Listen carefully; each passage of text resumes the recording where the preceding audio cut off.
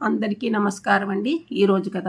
ఇప్పుడంత అవసరం ఏమొచ్చిందిరా? పైగా సెలవులు కూడా కాదు. అటు పిల్లలకు ఇటు కోడలికి సెలవు ఇస్తారో లేదో. మేము ఇప్పుడు ఇంటికి వచ్చి ఏం చేయాలిరా?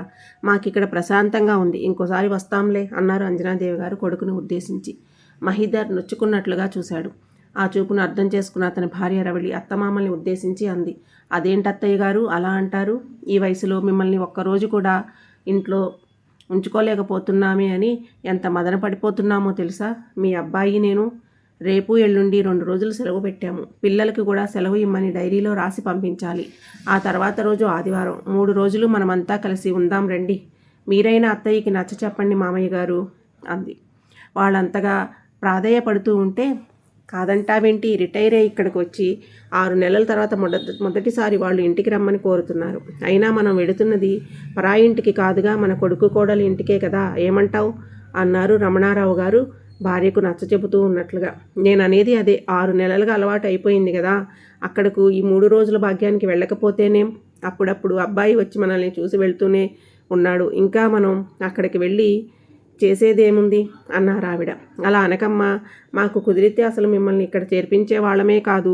ఇప్పుడైనా ఎవరో ఏదో అన్నారనో అంటారనో మేము తీసుకెళ్లడం లేదమ్మా. మమ్మల్ని మనస్ఫూర్తిగా ఇంటికి ఆహ్వానిస్తున్నాము అంటూ కోడలి వైపు ఆర్దోక్తిగా చూసిన చూపులోని అంతరార్థం గాంచిన అంజనాదేవి గారికి ఆ మాటలు కొడుకు మనసులో నుంచి రావడం లేదని, పెదవులపైన నుంచి వచ్చాయని అర్థమయ్యింది. అంతలో తమతో బాటే వృద్ధాశ్రమంలో ఉంటున్న పరశురామయ్య గారు లోపలికి వచ్చారు. హలో అంకుల్, బాగున్నారా అంటూ ఆయన్ని పలకరించాడు మహీధర్. తాను కూర్చున్న కుర్చీలోంచి లేచి ఆయన పాదాలకు నమస్కరించి కూర్చోండి అంకుల్ అన్నాడు తాను నేల మీద చతికిలబడుతూ. ఎంతసేపు అయిందయ్యా వచ్చి? మా అబ్బాయి పవన్, భార్య, పిల్లలు ఎలా ఉన్నారు అడిగారు ఆయన. మహీధర్, పవన్ ఒకే ఆఫీస్లో పనిచేస్తున్నారు. ఇద్దరు కొలీగ్స్. బాగానే ఉన్నారు అంకుల్. మీరు ఎలాగున్నారో చూసి రమ్మన్నారు. మీకు తమ నమస్కారాలు చెప్పమన్నారు. ఒకే ఆఫీసులో పనిచేస్తున్నవాడు ఆ సెక్షన్కి హెడ్. నేను ఈ సెక్షన్కి హెడ్. వర్క్తో ఒకే బిజీ. మొన్న కాకినాడ క్యాంప్కి వెళ్ళాడు. ఈ వారం రాలేనని చెప్పమన్నాడు.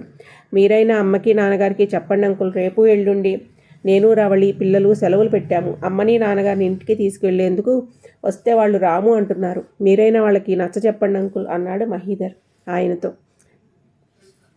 వెర్రి నాగన్నా, అన్నయ్య గారు మాకు చెప్పాలిట్రా. అక్కడికి వచ్చి నీకు అనవసరమైన ఇబ్బంది కలిగించడం ఎందుకని? నేను బట్టలు సర్దుతాను, మీరు మాట్లాడుకుంటూ ఉండండి అన్నారు అంజనేదేవి గారు కొడుకు తల మీద ఆప్యాయంగా నిమురుతూ. ఆంటీ ఏర్ అంకుల్ అంటూ ఆయనతో కబుర్లలో పడిపోయాడు మహీధర్. ఆయన కోడలు మనవలు విశేషాలు అడుగుతూ ఉండిపోయింది రవళి. రమణరావు గారిని సంప్రదిస్తూనే 3 రోజులు ఉండేందుకు అవసరమైన లగేజీని సిద్ధం చేశారు అంజనాదేవి గారు. వాళ్ళు తెమిలాక తల్లిదండ్రులను తీసుకుని బయలుదేరాడు మహీధర్ భార్య రవళితో సహా. వదిన గారికి చెప్పండి అన్నయ్య గారు 3 రోజుల్లో అంటే ఆదివారం సాయంత్రం వచ్చేస్తాం. ఇంతకీ ఆవిడేరి అడిగారు అంజనాదేవి గారు. అలసటగా ఉందని పడుకుందమ్మా. నేను చెబుతానులే, మీరు వెళ్ళిరండి. మీరు లేని ఈ 3 రోజులు ఈ ఓల్డేజ్ హోమ్లో మరీ ముసలిదైపోతుంది. అయినా తప్పదు కదా, వెళ్ళిరండి రమణ అన్నారాయన. కొడుకుని కోడల్ని అనుసరించారు రమణారావు గారు దంపతులు. కొడుకు ఇంటికి వచ్చాక స్నానపానాదులు పూర్తి చేసుకుని హాల్లో టీవీ చూస్తూ మనవల కోసం ఎదురు చూడసాగారు రమణారావు గారు దంపతులు. రాత్రి 8:30 సమయంలో వాడిపోయిన బచ్చల తీగల్లా వచ్చారు అంకిత, మదన్. నానమ్మ, తాతగారు అంటూ అమాంతం ఒడిలో వాలిపోయారు.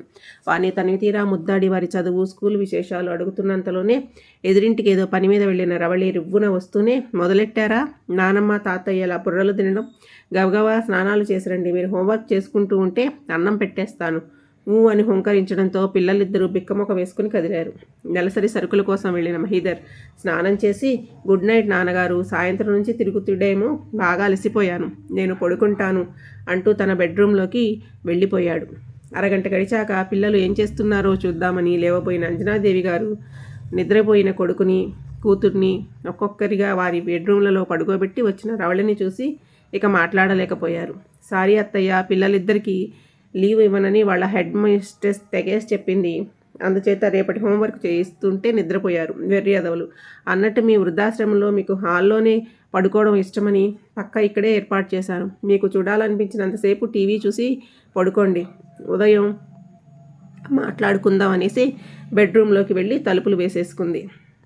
అంజనాదేవి గారు భర్తకేసి అందుకే నేను రానన్నది అన్నట్లుగా చూసి లేచి మనవల బెడ్రూమ్లోకి వెళ్ళి వాడిపోయిన కలువల్లాగా గాఢ నిద్రలో ఉన్న వాళ్ళ నుదురు ముద్దాడి హాల్లోకి వచ్చారు. అప్పటికే టీవీ కట్టేసి నిద్రకు ఉపక్రమించిన రమణారావు గారి పక్కన నిద్రకు ఉపక్రమించారు ఆవిడ. ఉదయం లేచి బ్రష్ చేసుకుని వంటగది వైపు వస్తున్న అంజనాదేవి గారు ఆగిపోయారు. మా అమ్మ కాఫీ ఎంత బాగా చేస్తుందో తెలుసా? ఆఖరి గుటక వేస్తూనే రెండో కాఫీ కప్పు కోసం అడిగేస్తావు అంటున్నాడు మహీధర్. నిజమా? అత్తయ్య అంత బాగా పెడతారా ఫిల్టర్ కాఫీ?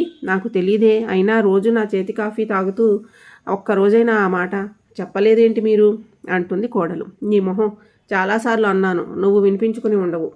అలాగే అమ్మ వంట చేసిందంటే ఇక మరునాటి వరకు భోజనం చేయనవసరం లేదు. అందుకే ఈ 2 రోజులు మీ అమ్మగారి చేతి వంట చేయించుకోండి బొంగమూతి పెడుతూ అన్న రవళి వంటగదిలోంచి బయటికి రాబోతూ అత్తగారిని చూస్తూనే అంది ఫిర్యాదు చేస్తూ ఉన్నట్లుగా. చూడండి అత్తయ్య, మీరు ఎంతో బాగా వంట చేస్తారట. అంటే ఇంతకాలం నుంచి నా వంట కర్మకాలి తింటున్నారా? అంతేగా అర్థం. పోనీలే అమ్మ, అలాగని ఎందుకు అనుకోవాలి? ఈ 2 రోజులు నువ్వు వంట ముట్టుకుంటే నా మీద ఒట్టే, సరేనా అంటూ కాఫీ కలపడంతో నడుం బిగించారు ఆమె. భోజనాలు అయిన వెంటనే ఆఫీస్ నుంచి అర్జెంట్ ఫోన్లు రావడంతో విసుక్కుంటూ మహీధర్ కాలనీలో మరో ఆఫీసర్ గారి భార్య దగ్గర క్లచ్ వర్క్ చేసుకుని వస్తానని రవళి వెళ్ళిపోయారు. ఎవరి దారిన వాళ్ళు. మళ్ళీ ఎప్పుడో సాయంత్రం వేళకు వచ్చారు. అప్పటికే రాత్రి వంట కూడా పూర్తి చేసేశారు అంజనాదేవి గారు. తాను నేర్చుకున్న వర్క్, కొత్తగా నేర్చుకున్న ఎంబ్రాయిడరీ వర్క్ చేసిన చీరలు అన్నీ చూపుతూ కబుర్లు చెబుతుండగానే పిల్లలు వచ్చారు. మళ్ళీ గత రాత్రి టైం టేబులే. ఇదే విధంగా శనివారం కూడా గడిచిపోయింది. రేపు సెలవే కదా, ఈవేళ అయినా పిల్లలతో మేము కాసేపు కబుర్లు చెప్పుకోవచ్చా అడిగారు రమణారావు గారు కోడల్ని పర్మిషన్ అడుగుతూ. అయ్యో ఎంత మాట, వాళ్ళకి ఖాళీ లేకపోతే మీతో ఎన్నెన్నో కబుర్లు చెప్పేవారు పిల్లలు. ఈ వేళంతా మీరు తాతగారితో నానమ్మతో కబుర్లు చెప్పుకోండి, మీ ఇష్టం అంటూ పర్మిషన్ ఇచ్చేసింది రవళి. ఆ కొద్ది సమయానికే బ్రహ్మానంద పడిపోయారు ఆ వృద్ధ దంపతులు ఇద్దరూ కూడాను.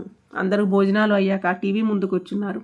అది రమణారావు గారు దంపతులు ఉంటున్న వృద్ధాశ్రమంపై రూపొందించిన ప్రత్యేక కార్యక్రమం. ఆ వృద్ధాశ్రమంలో వృద్ధుల మనోగతాలు, వ్యతలు ఏ పరిస్థితులలో తాము అక్కడ చేరినది నిర్మోహమాటంగా వెల్లడిస్తున్నారు అందరూ. తమ ప్రస్తుత పరిస్థితిని వివరిస్తూ తమను అక్కడ చేర్పించిన తమ పిల్లలకు ఆ స్థితి రాకుండా చేయాలని ఆ భగవంతుని ప్రార్థిస్తున్నామని, వారెక్కడున్నా క్షేమ, స్థైర్య, విజయ, ధైర్య, ఐశ్వర్య, ఆరోగ్యాలతో సుఖంగా శాంతిగా జీవించాలని కోరుకుంటున్నామని విలపిస్తూ ఆశీర్వదిస్తున్నారు ఆ వృద్ధులందరూ కూడాను. కొందరు వృద్ధులైతే వెక్కి వెక్కి ఏడ్చారు. తమను అక్కడ చేర్చాక కనీసం బ్రతికి ఉన్నామో లేదో చూసే నాదుడు కూడా లేడు అని. పరశురామయ్య గారు, ఆయన భార్య కూడా మాట్లాడారు. మహీధర్, రవళి ముఖాలు నల్లగా అవడం గమనించారు రమణారావు గారు దంపతులు. ఆ కార్యక్రమం మీద తీవ్ర నిరసన తెలియజేసింది రవళి. వాళ్ళ పిల్లలు ఎటువంటి పరిస్థితుల్లో తమ ఇళ్లల్లో ఆ తల్లిదండ్రుల్ని ఉంచలేకపోతున్నారో ఆ టీవీ వాళ్ళకేం తెలుసును. అయినా ఆ ముసలాళ్ళు కూడా అంత నిర్మోహమాటంగా తమ పిల్లలు ఎంత వెదవలో అలా బహిరంగంగా చెప్పేయాలా ప్రజలందరి ముందు? అందరినీ వెదవల్ని చేయాలని కాకపోతే అంటూ. పోనీలేమ్మ, వాళ్ళ మనసులో బాధ కొద్దీ అని ఉంటారు. వాళ్ళ పిల్లలు కూడా మీలా వారానికో నెలకో ఒకసారైనా వచ్చి కనిపించి వెళ్తూ ఉంటే ఆ ముసలి ప్రాణాలు ఎంత సంతోషిస్తాయో అది వాళ్ళంతటా వాళ్ళు తెలుసుకోవాలి కానీ ఎవరేం చేయగలం అన్నారు అంజనాదేవి గారు. నాకు తలనొప్పిగా ఉంది, నేను వెళ్ళి పడుకుంటా నాన్నగారు అంటూ తన బెడ్రూమ్లోకి వెళ్ళిపోయాడు మహీధర్. మీరు ఈ వేళకి తాతగారి దగ్గరే పడకేసేయండి, ఆయన బుర్ర పాడైపోయింది, నేను వెళతానత్తయ్య అంటూ భర్తను అనుసరించింది రవళి. నిద్రపోతున్న మనవల్ని చూస్తూ ఎవరి జ్ఞాపకాలలో వాళ్ళు ఉండిపోయిన రమణారావు దంపతులకు చాలాసేపటికి కానీ నిద్ర పట్టలేదు. అర్ధరాత్రి హఠాత్తుగా మెలకువ వచ్చింది అంజనాదేవి గారికి. మంచినీళ్లు తాగుదామని వంటగది వైపు రాబోతున్న ఆమె కొడుకు బెడ్రూమ్లో నుంచి వినబడుతున్న మాటలు వింటూ ఆగిపోయారు. పెళ్ళాం 2 రోజుల పాటు వంట చేయకుండా మీరు ప్లే చేసిన ట్రిక్ గ్రాండ్ సక్సెస్, అందుకు మీకు ఈ బహుమతి. ఆమె ఏం బహుమతి ఇవ్వబోయిందో కానీ మరేంటనుకున్నావు? అయ్యగారంటే ఇంత చిన్న బహుమత అంటున్నాడు గారంగా మహీధర్. లేదు, మీ ఫ్రెండ్ పవన్ ఆ టీవీ నైస్ కార్యక్రమం ఉందని ముందుగా తెలుసుకుని చెప్పబట్టి సరిపోయింది. వెంటనే మీ అమ్మా నాన్నల్ని అక్కడ నుంచి తప్పించి తీసుకొచ్చేసాం. అదే వీళ్ళు కూడా అక్కడే ఉండగా ఆ కార్యక్రమం జరిగి ఉంటే మన గురించి వీళ్ళు ఏం చెప్పేవారో ఏమో. మన పని అయిపోయిందిగా, రేపు తీసుకెళ్ళి అక్కడ వదిలేసి రండి. ఏది ఏమైనా నా మాట మన్నించి నా కోరిక తీర్చినందుకు మీకు అసలైన బహుమతి నేనే, మీ ఇష్టం వచ్చినట్లు చేసుకోవచ్చు అంది రవళి. నీ పంతో నెగ్గించుకునేందుకు 1 వారం రోజులు పస్తు పెట్టి ఇప్పుడు బహుమతులు ఇస్తావా? అసలు నిన్ను ఇక వినలేకపోయారావిడ. లేకలేక కలిగిన ఒక్కగానొక కొడుకుని అల్లారు ముద్దుగా పెంచి ప్రాణప్రదంగా ప్రేమించి అడిగిందే తడుపుగా కాదనకుండా అతి చిన్న కోరిక నుంచి అతి పెద్ద కోరిక వరకు తీర్చి పెద్ద చేసినందుకు తమ కొడుకు తమకు ఇచ్చే విలువ ప్రతిఫలం మీద ఎంత నాటకం ఆడాడు. తల్లిదండ్రులందులు దయలేని పుత్రుడు. సుమతీ శతకంలోని పద్యం గుర్తుకు వచ్చింది ఆమెకు.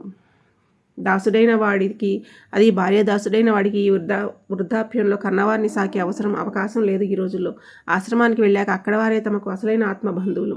తమకు మాలిన ధర్మం పనికిరాదు నాయనా అని నేర్పినందుకు నీవు నేర్పిన విద్యే నీరజాక్ష అన్నట్టు చేశాడు. ఈ శిక్ష అనుభవించాల్సిందే. అవును, ఈ పాపం మాదే. ఉదయాన్నే లేచి ఒక్క క్షణం కూడా ఇక్కడ ఉండకూడదు అని నిర్ణయించుకుని మంచినీళ్లు తాగడం కూడా మర్చిపోయి వచ్చి గాఢ నిద్రలో ఉన్న భర్త పక్కన పడుకుని బెడ్ లైట్ కేసి చూస్తూ ఉండిపోయారామె.